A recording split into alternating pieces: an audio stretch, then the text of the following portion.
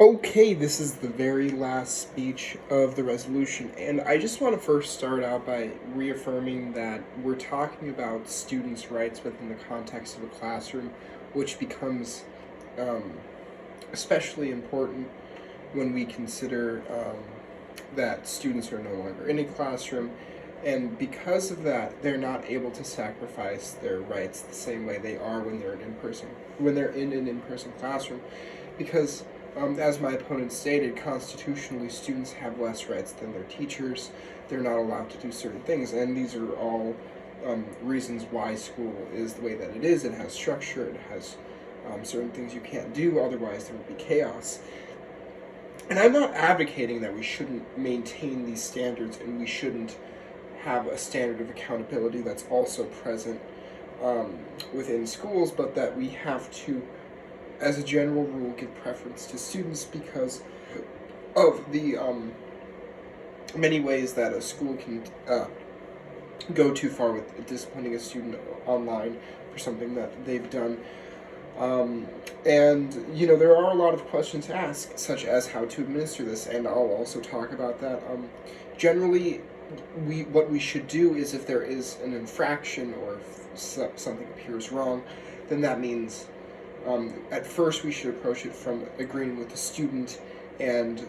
giving them the benefit of the doubt, and if that doesn't work out, then we can still punish the student. Then we can still adhere to those standards and guidelines set by classrooms, set by schools themselves, set by education, and as a result we can have a beneficial learning environment. But we're valuing privacy first and foremost, which my opponent really fails to acknowledge how paramount that is when it comes to a classroom learning environment, because yes, students are giving up some of their rights when they're in a classroom, but they shouldn't have to give them up to the extent that we've seen in the two instances that have primarily, or the BB gun incident, not the flag incident, since I can't say it. But generally, we can see that from these examples, people will easily overreact and they will make a situation a lot worse than it needs to be. And so, under my plan, we're not giving anything up. We're not sacrificing the structure of classrooms and the structure of school itself, but instead, what I'm proposing is that,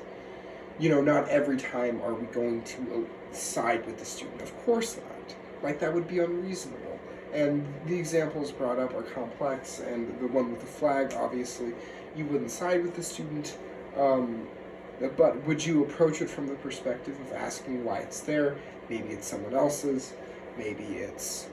just part of the decor of the household and it's not theirs. That's possible,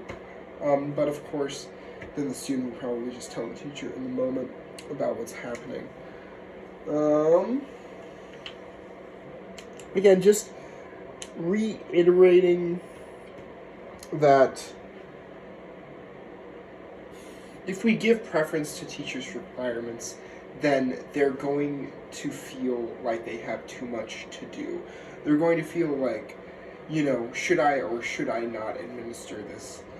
discipline? And if they do it, then there's a greater likelihood that more people get involved and that there's a greater outreach because of the fact that it's in the student's personal home, so they feel like they need to learn more and therefore do more. But of course, this is an infringement of privacy, this is an invasion of privacy,